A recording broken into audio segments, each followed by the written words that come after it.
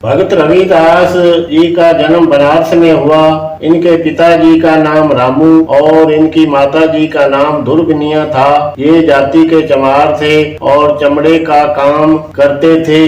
अच्छी मेहनत करने से इनके पास अच्छे पैसे होते थे। हे भगतजनों, इसकी पूरी कथा इस तरह है, सभी प्राणी ध्यान से सुने। समय पाकर रविदास जी जवान हो गए। ये काम धंधे में भी अपने पिता का सहयोग करने लगे। वह बहुत ही सुंदर और ऊंचे विचारों वाले थे।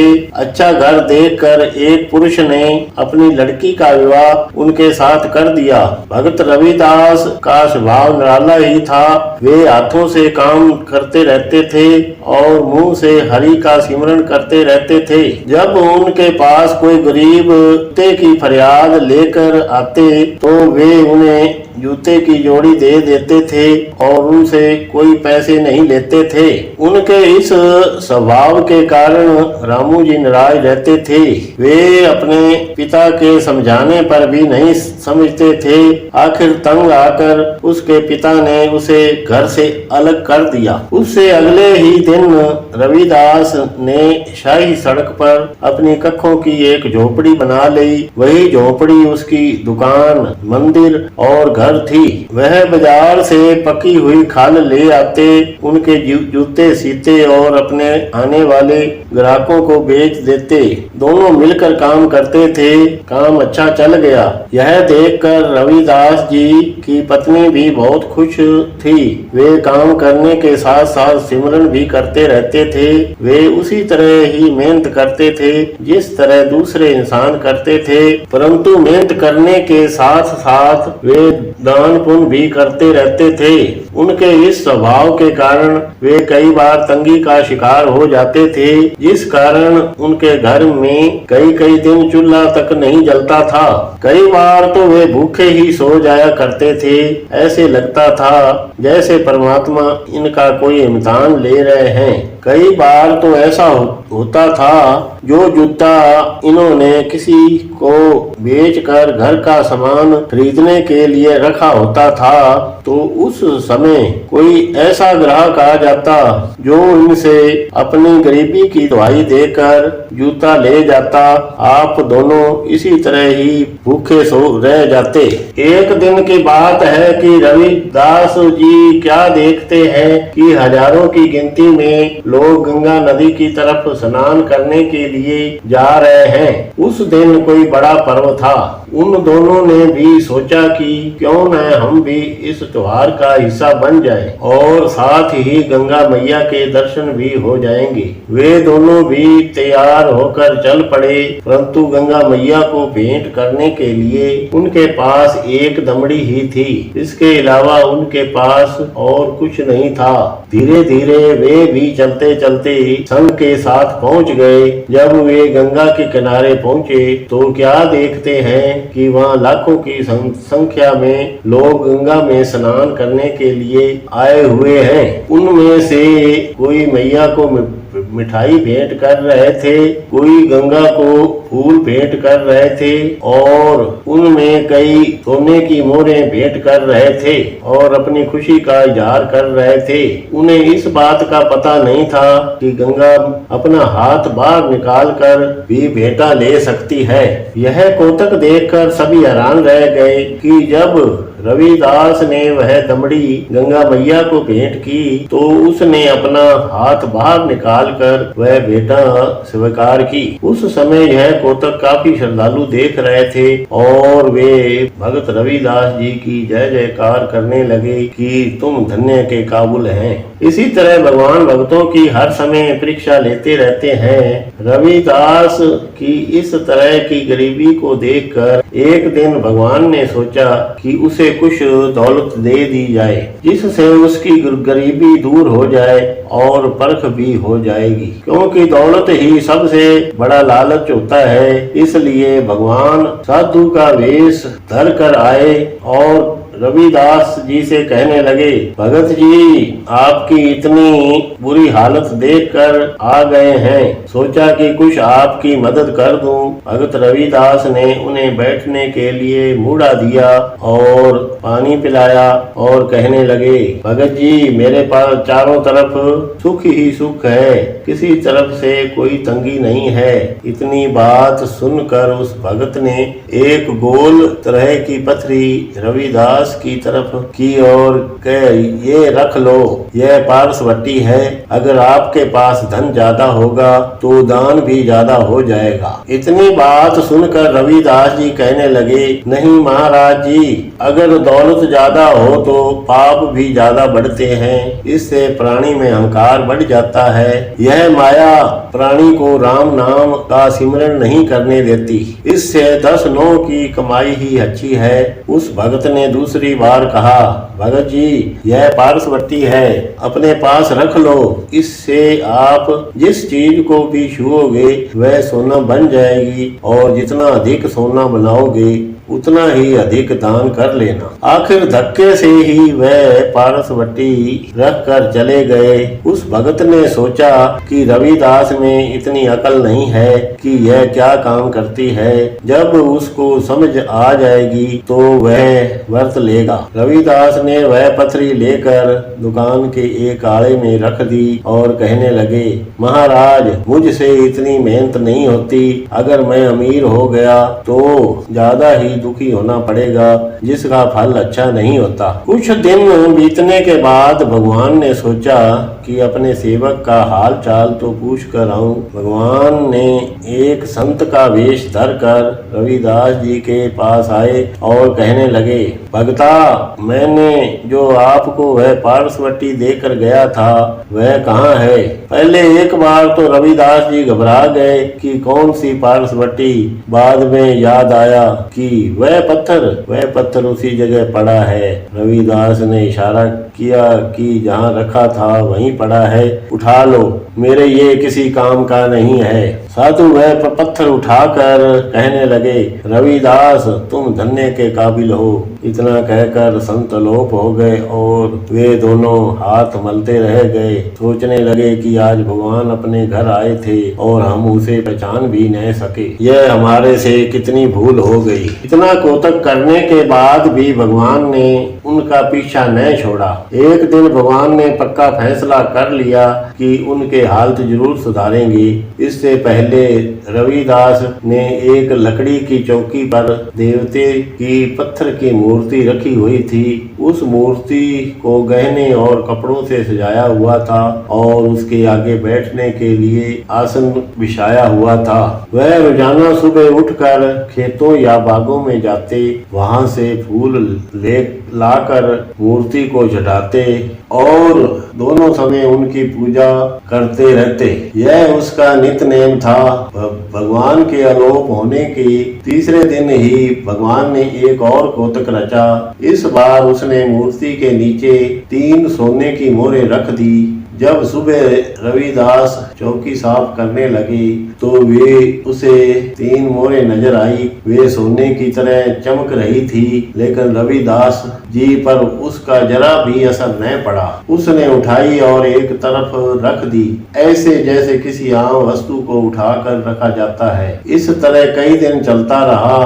वहाँ जितनी ही मोहरें थी वह वहाँ उठाकर एक आड़े में रख रहे थे और उस आसन की सफाई कर रहे थे।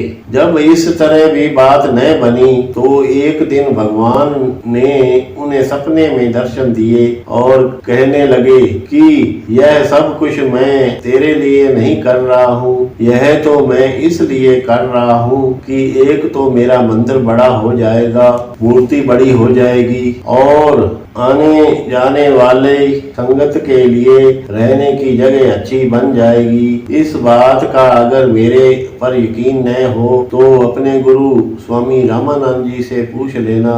इतने में सपना टूट गया। आंखें मलते हुए सोचने लगे कि अब भगवान की कृपा हो गई है, भगवान को नाराज नहीं करना चाहिए। फिर सोचकर कहने लगे, जिस तरह प्रभु का हुक्म है उसकी मर्जी है, वह जिस तरह रखे रहना पड़ेगा। सुबह हुई, एक साहूकार हाजिर हुए।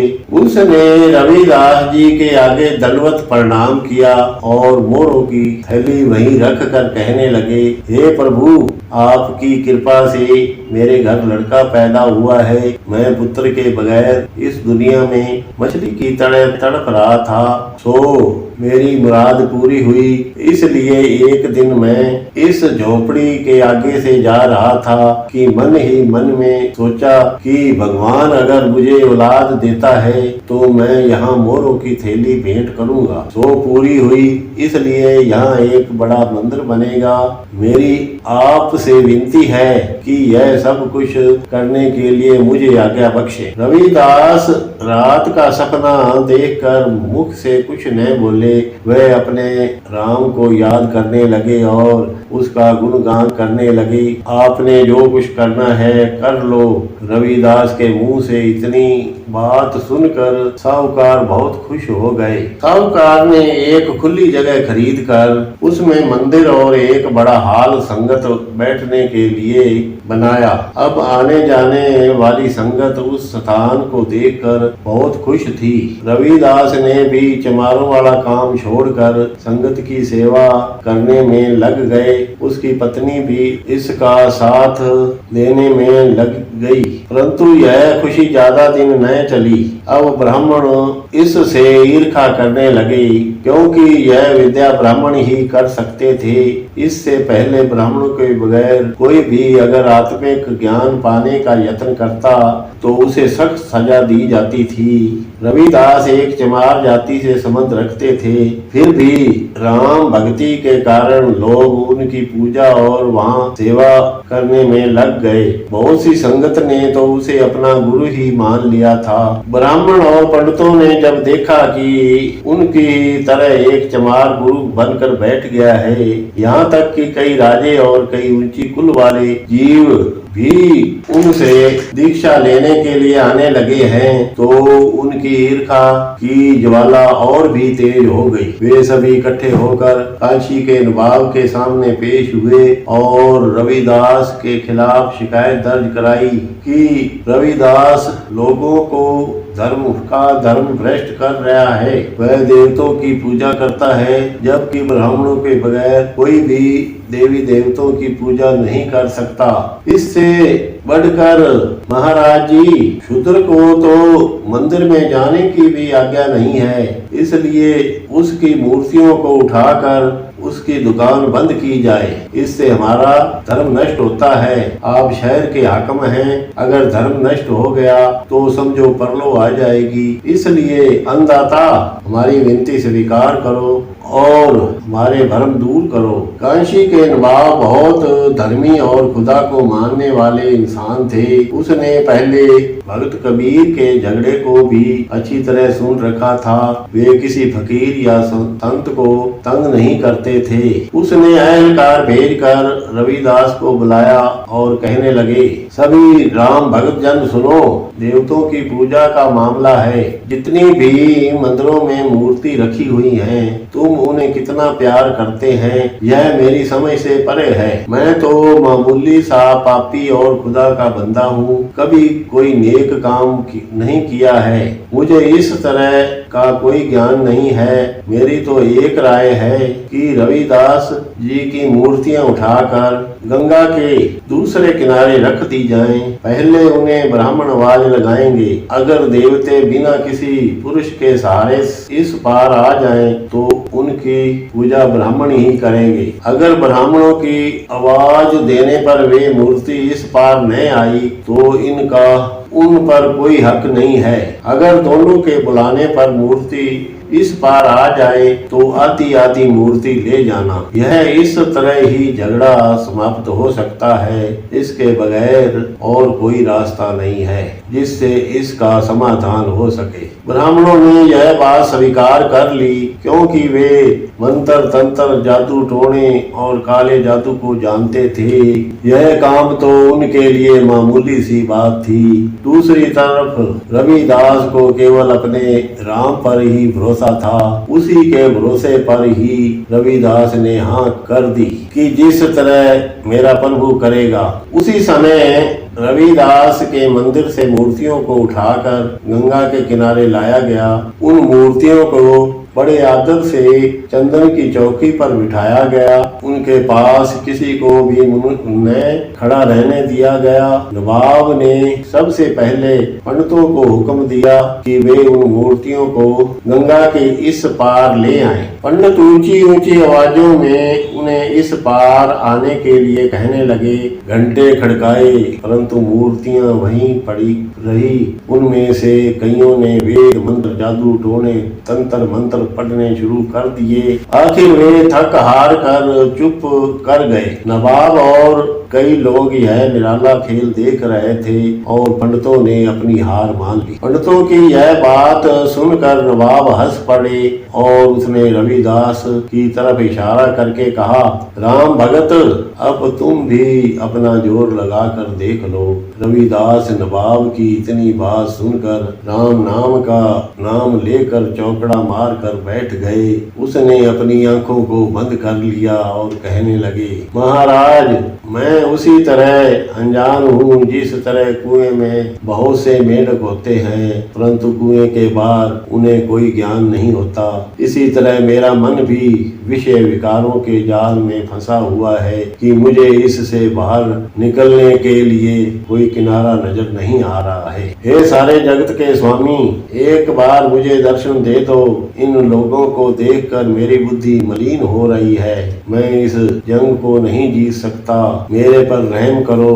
मैं एक बार फिर खुदा की दुहाई देता हूँ कि एक बार मुझे आकर मिले। नवाब, पंडित, काजी और वहाँ खड़े हुए लोगों की उन मूर्तियों पर ही नजर थी कि क्या होने वाला है। ये सभी उस गोतक को देखना चाहते थे। मुसलमान नवाब भी एक तीर से दो शिकार करना चाहते थे।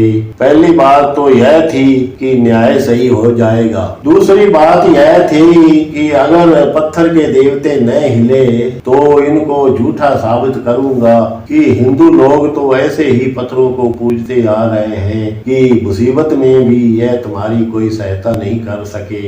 इतने में किसी ने आवाज लगाई, नवाब साहब, वे देखो देवते हिल रहे हैं। इतनी बात सुनकर नवाब के पैरों से मिट्टी निकल गई और सारी जनता यह कोतक देखकर हैरान रह गई। धीरे धीरे वे सभी मूर्तियां पानी के ऊपर तैर कर इस पार आ रही थी। उसके पीछे पीछे चौकी भी आ रही थी। इतना देखकर ब्राह्मणों के चेहरे मुरझा गए और कह रहे थे कि क्या चमार जीत जाएगा। थोड़ी देर बाद सभी मूर्तियां रविदास जी की झोली में थी और उनके पीछे चौकी भी आ गई। मूर्तियां रविदास की झोली में आने के बाद वे उसी तरह ही सिल में बदल गई। यह कोतक देखकर नवाब और काजी को छोड़कर सभी के हाथ जुड़े हुए थे और कह रहे थे, धन्य है वह प्रभु जिसने आज रविदास जी की लाज रख ली। सभी रविदास जी की जय जयकार करने लगे। उन्होंने मूर्तियों को उठाया और एक जुलूस की शक्ल में उनको मंदिर में ले आए। उसके बाद रविदास से भगत रविदास बन गए और उनके बहुत से शिष्य भी बन गए। हे भक्त जनों, अब तो रविदास एक बड़े भगत बन गए। उसके मंदिर में सुबह शाम रौनक रहने लगी। बेअंत चढ़ावा चढ़ने लगा। गरीब और संत दोनों समय पेट भर भोजन खाने लगे। रविदास की शोभा काशी के चारों तरफ फैलने लगी, बल्कि दूर दूर तक सुगंध की तरह फैल गई। यह हवा राजस्थान के राजपुताने चित्तौड़ के किले में भी पहुंच गई कि भगवान उनके पास है और उनकी आज्ञा का पालन करते हैं। यह गूंज चित्तौड़ के राणे की पत्नी रानी झाली के कानों में भी पड़ी। वह बहुत ही दयावान और धर्म को मानने वाली स्त्री थी। उसके दिल में इतनी गहरी चोट लगी कि वह उनके दर्शन करना चाहती थी, परंतु उनके बीच में एक बड़ी दीवार थी। वह दीवार यह थी कि एक तो वह चित्तौड़गढ़ की रानी थी, दूसरी वह अपने पति को बहुत प्यार करती थी। फिर भी उसने हौसला नहीं हारा। वह तीर्थ यात्रा के बहाने अपने साथ ब्राह्मणों को लेकर अपने पति से आज्ञा लेकर तीर्थ यात्रा के लिए निकल पड़ी। उसने वहां पहुंचकर न गंगा में स्नान किया, न ही किसी मंदिर में गई, बल्कि वह सीधी भगत रविदास जी के मंदिर में पहुंची। जब यह जत्था वहां पहुंचा तो उस समय कीर्तन चल रहा था। देवताओं की मूर्तियों के आगे भगत रविदास जी प्रभु का गुणगान कर रहे थे। भगत रविदास जी के मुंह से वाणी के शब्द सुनकर रानी के कपाट खुल गए। उसने मन ही मन में सोचा कि अच्छा ही हुआ है, छोटी उम्र में ही मन भक्ति की तरफ चल पड़ा है। जब कीर्तन समाप्त हुआ तो रानी रविदास जी के चरणों में गिरकर कहने लगी, हे प्रभु, हे नाथ, मुझ पर कृपा करो, मुझे अपनी शरण में लेकर भक्ति का मार्ग दिखाओ। मुझ पापिन ने इस मनुष्य जन्म का कोई मूल्य नहीं पाया है। हे प्रभु, जीवन के पिछले दिन व्यतीत किए हैं, वे सब व्यर्थ ही किए हैं। मुझे अपना शिष्य बना लें, राम नाम का सिमरन करूंगी। मैंने आज तक किसी के पास राम नाम जपने की ऐसी युक्ति नहीं सुनी है जो मन के विचारों को बदल दे। यह अर्जी परवान चढ़ी और रविदास जी ने उसे अपनी चेली बना लिया। रानी तीर्थ यात्रा के लिए जितना भी धन और कपड़े लेकर आई थी वे सभी भगत के चरणों में भेंट कर दिए, जिससे उसकी आत्मा शांत हो गई। वह राम नाम के सिमरन में ऐसे डूब गई कि झाली सचमुच ही झल्ली बन गई। यह बात काशी में आग की तरह फैल गई कि रानी चित्तौड़ की रानी रविदास की चेली बन गई है, वहीं कीर्तन करती रहती है और जो धन वह अपने साथ लेकर आई थी वह सभी दौलत गरीबों में लुटा दी है। शहर में इसी बात की चर्चा होती रहती थी। अब धीरे धीरे वहाँ हजारों की संख्या में संगत आती, दर्शन ही न करती बल्कि कई कई दिन वहाँ रह जाती और अपना जीवन सफला करती। रानी भी पूरा 1 महीना रहकर अपने वतन को चल पड़ी। वहाँ पहुंचकर उसके मन में बहुत बदलाव आ गया। उसके चेहरे पर रौनक आ गई, उसकी आंखों में भी चमक आ गई। वह पालकी में बैठी हुई भी राम भजन गा रही थी। उसने अपने कमरे को मंदिर का रूप दे दिया। वह कभी अकेली और कभी अपनी दासियों के साथ बैठकर हरि का कीर्तन कर लेती थी। यह बात सारे चित्तौड़ में फैल गई कि रानी भगत रविदास जी की चेली बन गई है। उसने कीमती वस्त्र और कीमती गहने भी उतार दिए हैं, संतों वाला लिबास पहन लिया है और प्रभु का गुणगान करती है। वह ऐसे लगती है जैसे कोई गरीब घर की औरत है। इस बात का काशी के ब्राह्मणों को बहुत दुख हुआ कि रानी ने धन हमें भेंट करना था, वह धन रविदास को भेंट कर दिया है। वे सभी इकट्ठे होकर चित्तौड़ के राणा के पास पहुंचे और उन्हें कहने लगे, महाराज जी, यह अंधेर हो गया है। राजे धर्म और प्रजा के रखवाले होते हैं। अगर उस मर्यादा को राजे ही तोड़ने लगे तो यह धर्म किस तरह बच सकता है। उन ब्राह्मणों की बात सुनकर राणे ने कहा, मैं आपकी बात समझा नहीं, जरा विस्तार से बताएं। इतनी बात सुनकर ब्राह्मण कहने लगे, जी महाराज, सीधी बात यह है कि जब आपकी रानी तीर्थ यात्रा पर गई हुई थी उसने सारा धन रविदास जी को भेंट कर दिया है। यह अंधेर है। उसने अपनी पुरानी रस्म को तोड़ा है। वह हमें धन ही न देकर बल्कि वह रविदास की चेली भी बनकर आई है। हे महाराज, रानी ने रविदास को अपना गुरु धारण करने के लिए आपको कोई बात नहीं बताई। पंडितों से इतनी बात सुनकर राजा गुस्से से लाल होकर उसी समय वहां से उठकर रानी के महल में गए।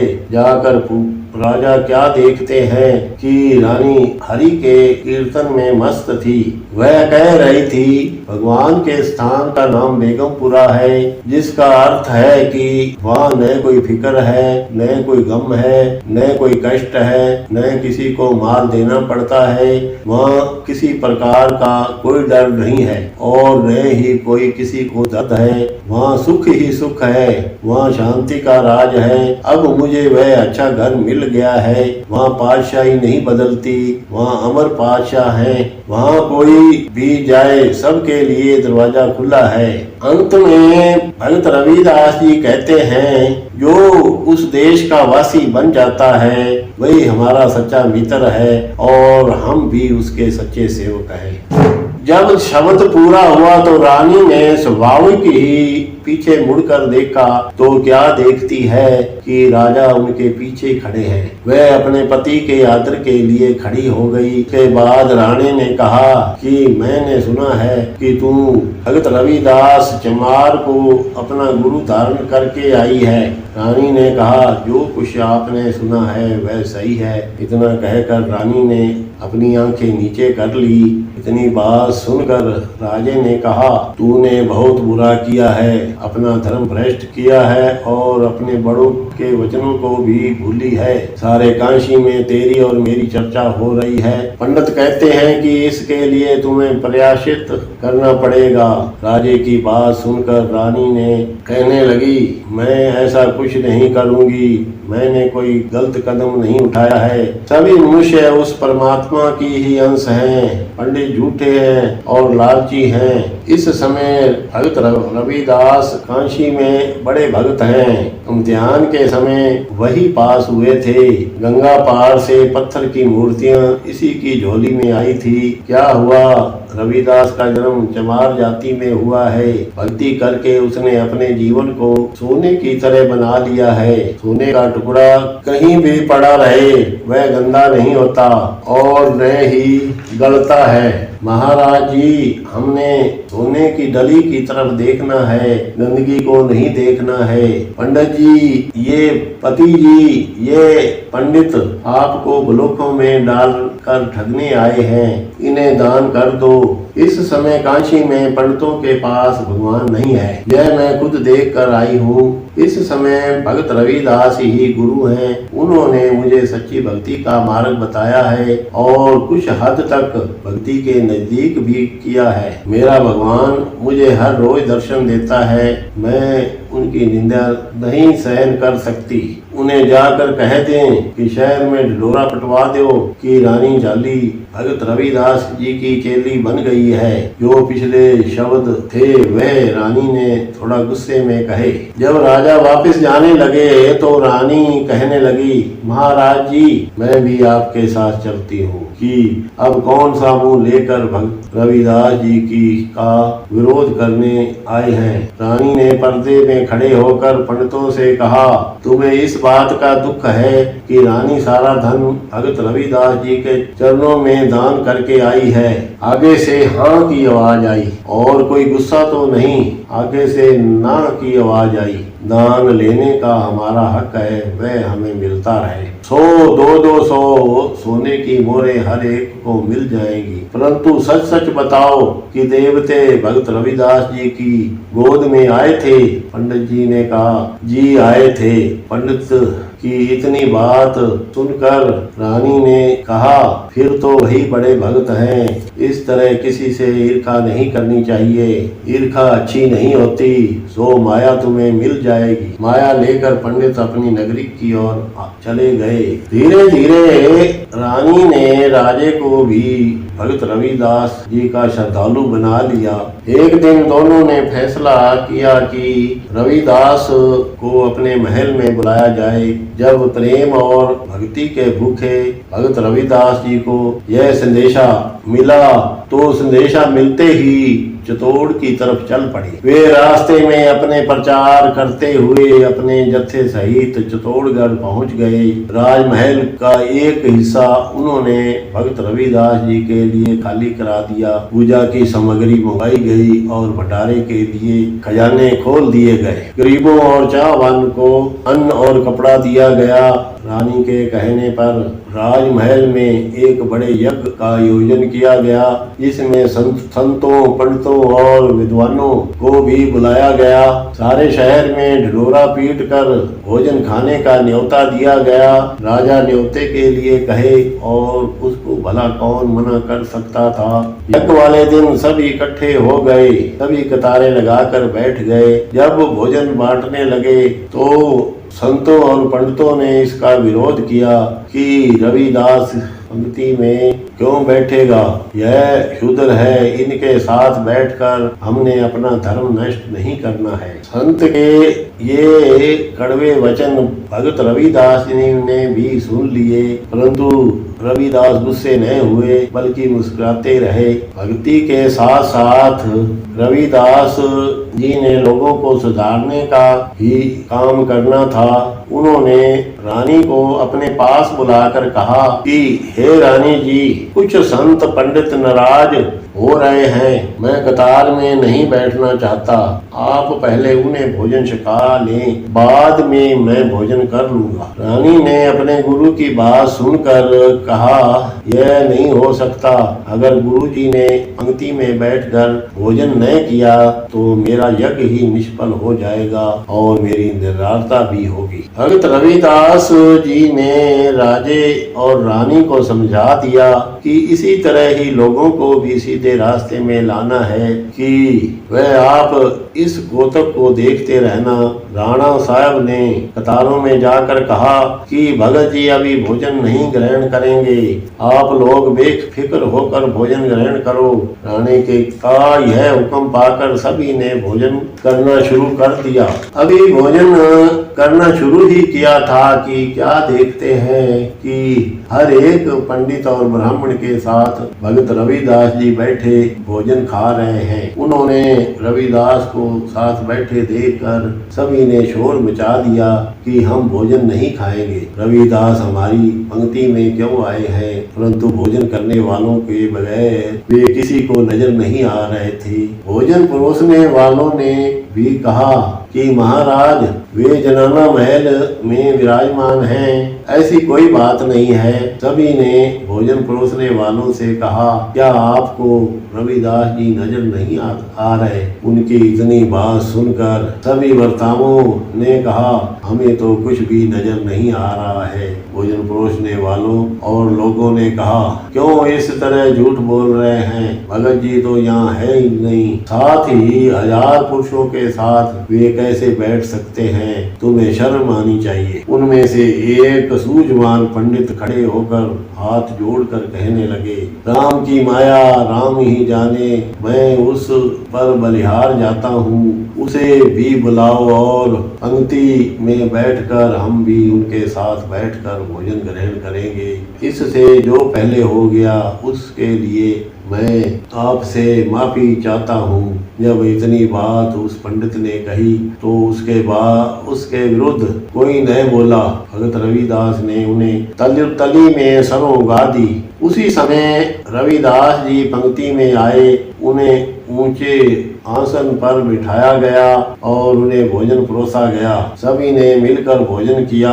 हर तरफ से आवाज उठ रही थी, धन धन है भगत रविदास जी, भगत रविदास जी की जय हो, धन धन है भगत रविदास जी। से सारा पंडाल गूंज उठा। भगत रविदास जी चित्तौड़ में काफी समय रहे। मीराबाई भी उन्हीं दिनों भगत रविदास जी की चेली बनी, जो कृष्ण भक्ति में बहुत मशहूर हुई। भगत रविदास जी परमात्मा के बहुत बड़े भगत थे। भगवान उन पर बहुत मेहरबान थे।